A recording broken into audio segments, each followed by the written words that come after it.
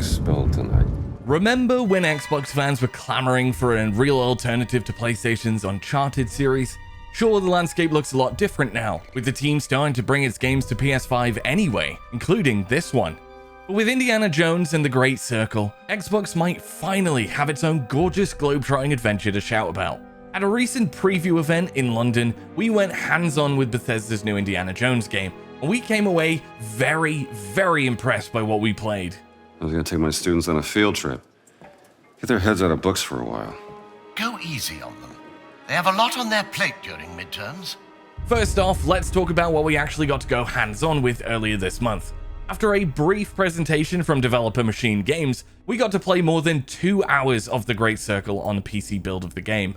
Following a short introduction to the man himself down at Marshall College, where your adventure begins, we were then let loose across 2 sprawling levels, the Vatican and Giza. What have you? It is something, ain't it?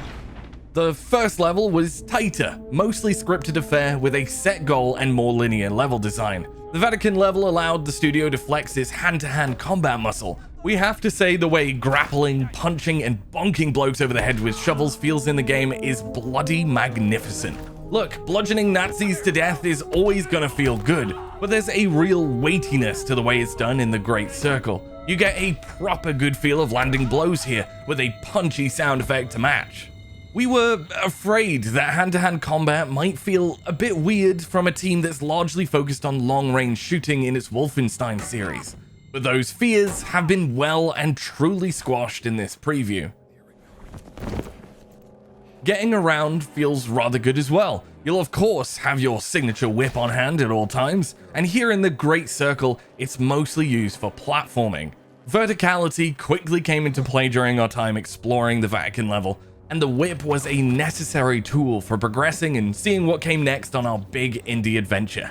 Even in a more linear level like this one, MachineGames has managed to stuff loads of little secrets into the map's tight alleyways and grand old buildings. We love a good collectible hunt, especially in a game all about heading out there and finding cool stuff, and the team had us covered here in the Great Circle.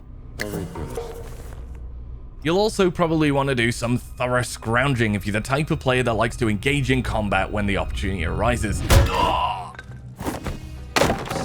That'll be us then. Shovels, planks of wood, random ornaments, and whatever else can be picked up are great when things get hectic in hand-to-hand fighting.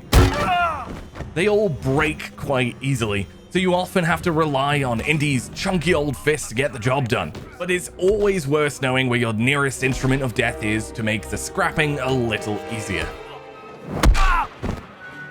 Another satisfied customer.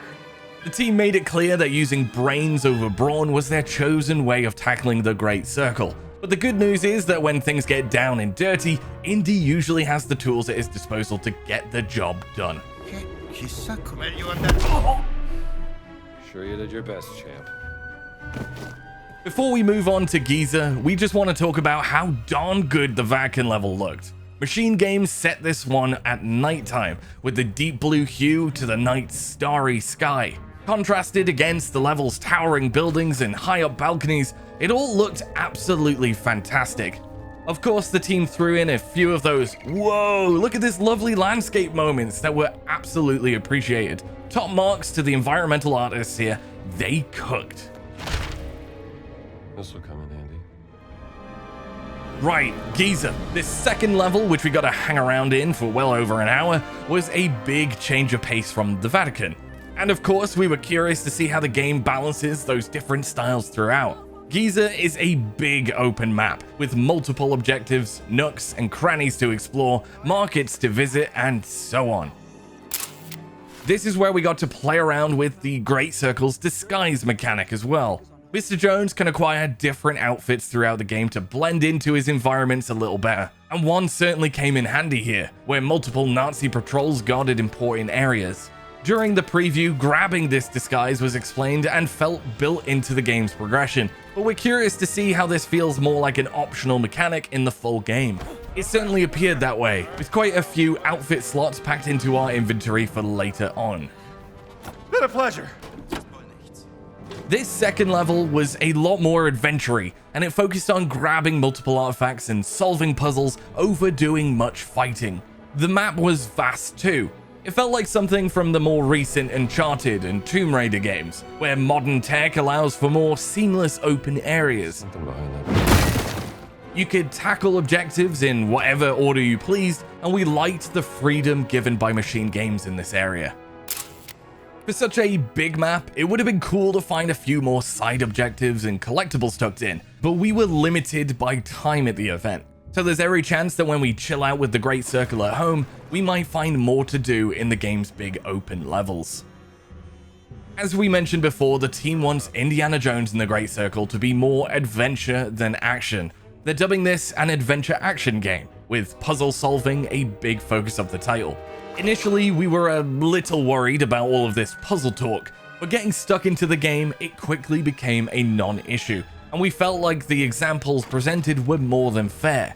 Also, alongside standard difficulty options, it had 2 different settings for puzzle difficulty, which we really like to see, as getting stuck on one particular brain scratcher can get frustrating if you just want to see the story to its conclusion. When our almost 3-hour Indiana Jones preview session came to an end, we didn't want to put the controller down, which is a ringing endorsement of MachineGames' latest effort. There were very few bugs in this early code, which is another great sign, and all in all, this Xbox adventure is shaping up nicely indeed. We're curious about how the story will fit all together. Demos like this can be a bit disjointed, and how the game will effectively mix more linear levels with wide open maps, but the early signs are very good. We always had faith that Bethesda's Wolfenstein team could deliver the goods, and if the full game is as enjoyable as this early preview, MachineGames will have done the Indiana Jones name justice, and then some. We need to find out what he took. Yes, righto. Well, that about wraps it for Ben Carey's early impressions of Indiana Jones and the Great Circle. And I've got to say, editing this video has really built up the excitement levels. Ben ain't capping about how pretty this game looks, just, oh, take a look, it's gorgeous. Anywho, Indiana Jones and the Great Circle is headed to Xbox Series, PlayStation 5, as well as PC and Xbox Game Pass on December 9th. However, if you fancy forking out for the premium edition, you can play the game as early as 3 days before, on December 6th. So, what do you like or dislike about Jonesy and his fancy circle? Sound off your thoughts in the comments, because I do love a good read. As always, I've been Craig over here Xbox. Thanks for watching, and all that's left to say is bye-bye for now. Cheerio!